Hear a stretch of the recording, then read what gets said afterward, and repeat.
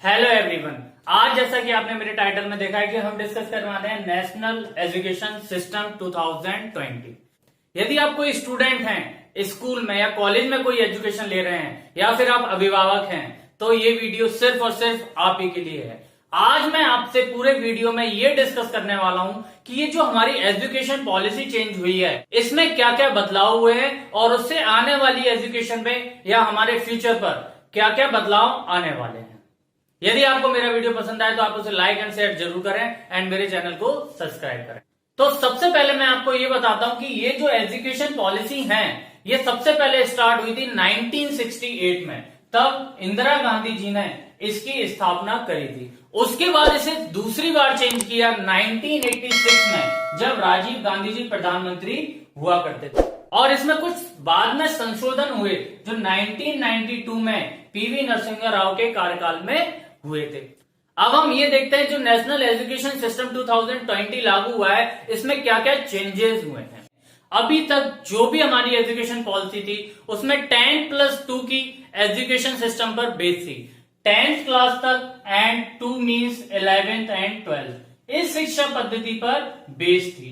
10th 12th तक की knowledge सभी के लिए कॉमन हुआ करती और 11th 12th में बच्चे के पास ऑप्शन होता था वो किस सब्जेक्ट में नॉलेज लेना चाहता है। बट अब 10+2 एजुकेशन सिस्टम को हटा दिया गया है और 5+3+3+4 एजुकेशन सिस्टम को लागू किया गया है। यहां पर इसका मतलब क्या है? 5 means pre primary education. Pre primary education के साथ साथ फर्स्ट एंड सेकंड क्लास पढ़ाई जाएगी। सेकंड स्टेज में जो क्लासेस आने वाली हैं वो 3rd to 5th क्लास तक की एजुकेशन दी जाएगी। मिडिल स्टेज में जो भी बात होगी वो 6th एंड 8th क्लास की नॉलेज पर बेस्ड होगी। Class in secondary education 9th class से 12th क्लास तक के बच्चों को एजुकेशन दी जाएगी। यहां पर इस शिक्षा पद्धति में जो भी सबसे इंपॉर्टेंट चेंजेस हुए हैं ना, वो 9th to 12th education system में हुए। अब हम एक एक करके देखते हैं कि इन सब स्टेजों में जो भी चेंजेस हुए हैं उन पर एक निगाह डालते हैं। तो सबसे पहले हम बात करते हैं फाउंडेशन स्टेज की। फाउंडेशन स्टेज में बच्चे को प्री प्राइमरी एंड 1 और 2 टोटल 5 ईयर की एजुकेशन का रूल है। इसमें एक और बहुत इंपॉर्टेंट चेंज है एनसीईआरटी सिलेबस। अभी तक pre primary section and first and second के क्लास के लिए एनसीईआरटी सिलेबस नहीं बनाती थी। अब इस न्यू एजुकेशन में एनसीईआरटी ही सिलेबस इसका बनाई। नेक्स्ट टॉपिक पे आते हैं मदर टंग। ये जो फाउंडेशन स्टेज है, pre primary stage first and second class, इसमें बच्चे को अपनी मातृभाषा में एजुकेशन दी जाएगी। मातृभाषा में एजुकेशन देने का मतलब किसी भी बच्चे को अब कोई भी किताब रटने पर जोर नहीं देना होगा। अब उसे किताब की प्रैक्टिकल नॉलेज दी जाएगी। जो अभी तक हमारे एजुकेशन सिस्टम में होता जा रहा है कि रटने पर ज्यादा ध्यान दिया जाता था, अब ऐसा नहीं होने वाला है। अब बच्चे को खेल कूद में पढ़ाई कराई जाएगी। उसकी पढ़ाई के लिए उसे बहुत सारे डायग्राम दिए जाएंगे, चित्रकला से पढ़ाई कराई जाएगी, विजुअल दृश्य होंगे, इस तरह से उसकी अब पढ़ाई कराई जाएगी।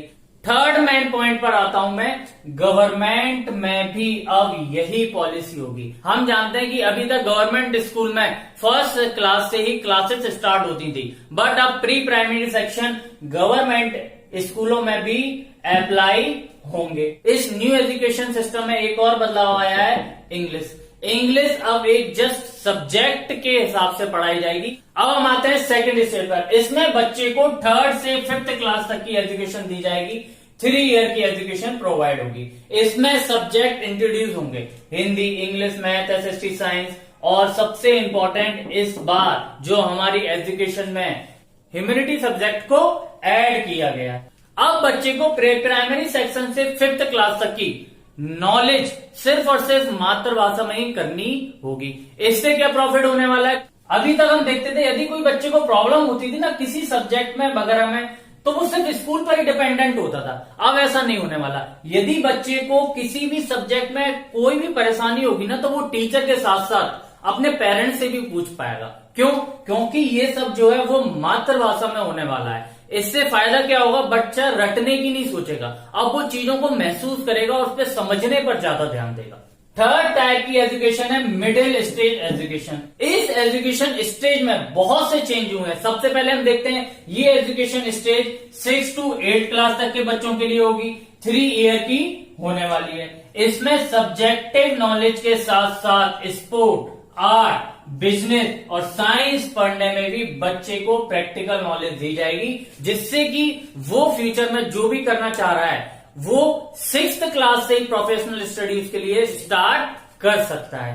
इसमें सबसे इंपॉर्टेंट जो चीज ऐड हुई है वो है कंप्यूटर एंड कंप्यूटर कोडिंग। हम सब जानते हैं कि ये जो टेक्नोलॉजी है, ये इस वक्त हम जिस वर्ल्ड में जी रहे हैं वो 5G टेक्नोलॉजी पर बेस है, और उसके लिए हर एक बच्चे को, हर एक युवा को computer and computer knowledge, coding, बहुत सारी ऐसी चीजों की जरूरत है जो अब 6th से ही बच्चा सीखेगा, जो अभी तक हमारे एजुकेशन सिस्टम में नहीं थे। बच्चे को कंप्यूटर नॉलेज के साथ साथ अब इंटर्नशिप भी करनी होगी। यदि बच्चा चाहे कि अपने कोई भी आसपास के क्षेत्र, डिस्ट्रिक्ट वगैरह में यदि वो इंटर्नशिप कर सकता है तो वो कंप्यूटर बेस्ड इंटर्नशिप कर सकता है। इससे इसको थ्योरेटिकल नॉलेज के साथ साथ प्रैक्टिकल नॉलेज भी मिलेगी और आगे आने वाले फ्यूचर में बच्चे को काफी हेल्प मिलेगी। अब मैं आपको आसान वर्ड में बोलूं ना, अब जो पढ़ाई है ना वो रटने बेस नहीं रही। अब बच्चे को बुक्स को समझने में ज्यादा आसानी होगी। उसकी प्रैक्टिकल नॉलेज बढ़ाने के लिए ये पॉलिसी में बहुत ज्यादा फैसिलिटी दी गई है। अब हम अपनी बात करते हैं लास्ट स्टेज की। लास्ट स्टेज में 9 to 12 क्लास इंक्लूड होंगी। इसमें क्या क्या चेंजेस हैं यदि मैं आपसे बोलूं, हमारी जो न्यू एजुकेशन पॉलिसी है इसमें सबसे इंपॉर्टेंट जो चेंजेस है ना, सबसे ज्यादा जो चेंजेस हैं पढ़ाई में वो 9 to 12 की नॉलेज में ही आए हैं। देखते हैं क्या क्या चेंजेस है। नंबर 1, अब जो बच्चा 11th और 12th से सब्जेक्ट लेता था, मैथ, साइंस, आर्ट, कॉमर्स, अब बच्चे को सब्जेक्ट चूज करने की जो फ्रीडम है वो 9th क्लास से मिलेगी, ना कि 11th क्लास से। कोई भी बच्चा अब जो फ्यूचर में सोच रहा है करने की, उसके अकॉर्डिंग वो सब्जेक्ट लेकर वो अपनी नॉलेज ले सकता है। इसमें एक मेन इंपॉर्टेंट चेंज ये है कि अब सब्जेक्ट की बाउंडेशन नहीं रहेगी। यदि कोई बच्चा मैथ के साथ साथ चाहता है कि वो आर्ट की नॉलेज ले तो वो आर्ट भी पढ़ सकता है। कोई बच्चा यदि कॉमर्स पढ़ रहा है, वो चाहता है कि बायोलॉजी भी पढ़ना चाहता है, वो बायोलॉजी की नॉलेज लेना चाहता है अपने फ्यूचर के लिए, तो वो बायोलॉजी की भी नॉलेज ले सकता है। ये इस न्यू एजुकेशन सिस्टम का सबसे बड़ा चेंज है। नेक्स्ट, अब जो पेपर होने वाले हैं ना वो सिर्फ और सिर्फ थ्योरी पर बेस नहीं होंगे। अब क्वेश्चन थ्योरी बेस के साथ साथ ऑब्जेक्टिव टाइप क्वेश्चन भी होंगे, एमसीक्यूज भी होंगे। Next change, semester wise system. ये इस बार पहली बार हमारी स्कूल एजुकेशन में यूज होने वाले हैं। सेमेस्टर वाइज सिस्टम का मीन्स है अब साल में 2 बार पेपर होंगे 6-6 महीने के गैप से, first segment and second segment. इससे क्या प्रॉफिट होगा? सपोज कोई बच्चा है जो 9th के फर्स्ट सेमेस्टर में अच्छे मार्क्स नहीं ले पाया, तो वो सेकंड में ज्यादा मेहनत कर यदि अच्छे मार्क्स ले आता है तो 9th में सेकंड सेमेस्टर के उसके मार्क्स ऐड होंगे। Next, marking system. ये जो मार्किंग सिस्टम है ये पूरी क्लासेस के लिए सेम ही है। अभी तक मैंने आपको नहीं बताया मार्किंग सिस्टम क्या रहने वाला है। इस बार जो मार्किंग सिस्टम है ना वो पेयर सिस्टम होने वाला है। इसमें क्या होता है, ये जो सिस्टम है पेयर सिस्टम है, इसमें मार्किंग सिर्फ और सिर्फ टीचर नहीं करेगा। अब बच्चे को 3 तरीके से मार्क्स दिए जाएंगे, एक टीचर देगा, एक वो खुद अपने आप को मार्क्स देगा, और थर्ड जो उसकी क्लास में पढ़ रहे स्टूडेंट होंगे वो उसे मार्क्स देंगे। तीनों के मार्क्स को, तीनों का जो व्यू है उस बच्चे को लेकर, उसके हिसाब से बच्चे की मार्कशीट तैयार होगी। नेक्स्ट, बहुत सारे पेरेंट्स का, बच्चों का ये डाउट है कि बोर्ड एग्जाम का क्या होगा। बोर्ड एग्जाम चेंज नहीं होंगे, 10th और 12th बोर्ड ही रहेंगे, बट क्या होने वाला है, जो प्रेशर है ना बोर्ड एग्जाम का वो कम होने वाला है, क्योंकि पेपर सिर्फ थ्योरेटिकल वाइज नहीं होगा। जो मार्किंग सिस्टम है वो बच्चे की प्रैक्टिकल नॉलेज पर डिपेंड ज्यादा हो जाएगा, ना कि थ्योरेटिकल नॉलेज पर। बच्चे पे ये नहीं देखा जाएगा कि वो कितने अच्छे मार्क्स लाया है, कितना रटा है उसने, ये सब चीजें। ये देखा जाएगा उसकी एबिलिटी कितनी बड़ी है, उसने कितनी नॉलेज ली है और प्रैक्टिकल नॉलेज में उसने क्या किया है। जो भी बच्चा रटने से ज्ञान लेता था ना वो कम हो जाएगा, वो प्रैक्टिकल नॉलेज पर डिपेंड ज्यादा होने वाला है, जिससे कि प्रेशर कम हो जाएगा मार्क्स लेकर आने का। नेक्स्ट चेंज, ये जो बच्चा है ना जो अभी तक सिर्फ और सिर्फ किताबी ज्ञान पर डिपेंड रहता था ना, वो अब उसे सामाजिक ज्ञान के साथ साथ जो हमारा एनवायरमेंट है, जो हमारे आसपास की घटनाएं हो रही हैं, जो वो फ्यूचर में बनना चाहता है, बिजनेस में कुछ करना है, उसे जॉब करनी है, उस सबको रिलेटेड एक बच्चे को प्रैक्टिकल नॉलेज दी जाएगी, ना कि किताबी नॉलेज दी जाएगी बस। अब हम बात करते हैं कॉलेज एजुकेशन की। जैसा कि हमने स्कूल में देखा, हमारी एजुकेशन में बहुत से बदलाव हुए हैं, ऐसे ही कुछ बदलाव हमारी कॉलेज एजुकेशन में भी हुए हैं। तो एक एक कर उन पर हम एक निगाह डालते हैं। सबसे पहला जो बदलाव हुआ है कि हमारी जो कॉलेज एजुकेशन है, अब 3 ईयर में डिग्री नहीं होगी। अब आपको डिग्री के लिए 4 ईयर का कोर्स करना होगा। कोई भी कोर्स डिग्री के लिए अब 4 ईयर का होने वाला है। दूसरा सबसे इंपॉर्टेंट टॉपिक है multi entry and multi exit. इसका हमारी एजुकेशन में बहुत ही इंपॉर्टेंट होने वाला है। इसमें क्या होगा कि कोई भी स्टूडेंट एक से ज्यादा कोर्स में डिग्री लेना चाहता है तो वो बहुत सारे कोर्स, एक से ज्यादा कोर्स में एक साथ पढ़ाई कर सकता है और वो एग्जिट भी करता है। यदि उसे लगता है कि मैं इस कोर्स को छोड़ना चाहता हूं तो वो छोड़ भी सकता है। थर्ड मेन पॉइंट है कॉमन एप्टीट्यूड टेस्ट। ये बहुत ही इंपॉर्टेंट पॉइंट है उन बच्चों के लिए जिनको बहुत अच्छे कॉलेजों में एडमिशन नहीं मिल पाता। उनके लिए कॉमन एप्टीट्यूड टेस्ट होगा, जिससे कि उन्हें हायर एजुकेशन के लिए किसी भी कॉलेज में एडमिशन मिल पाएगा। अब मैं बात करता हूं फोर्थ पॉइंट की। फोर्थ पॉइंट क्या बोलता है, यदि कोई बच्चा किसी परेशानी के कारण, कोई भी स्टूडेंट 1 ईयर में अपनी डिग्री को कंप्लीट की, उसने कही अब मैं नहीं पढ़ पा रहा हूं, तो वो बीच में छोड़ पाएगा।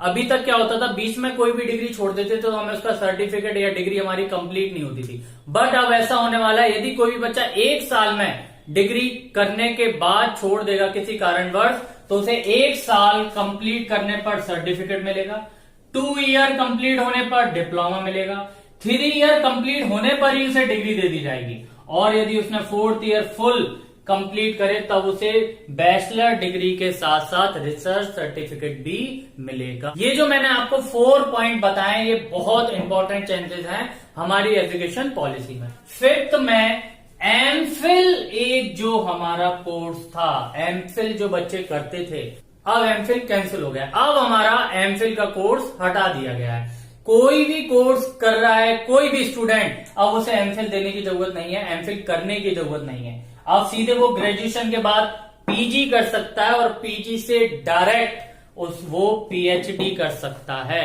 अब ये बहुत इंपॉर्टेंट पॉइंट है कि एक कोर्स जो एमफिल हुआ करता था उसे हटा दिया गया। अब सीधे बच्चा ग्रेजुएशन के बाद पीजी एंड देन पीएचडी कर सकता है। और यदि मैं आपसे बोलूं लास्ट जो मुझे लगा कि क्या चेंज है इस पॉलिसी में, फॉरेन यूनिवर्सिटी के लिए भारत की एजुकेशन ने अपना हाथ खोल दिया।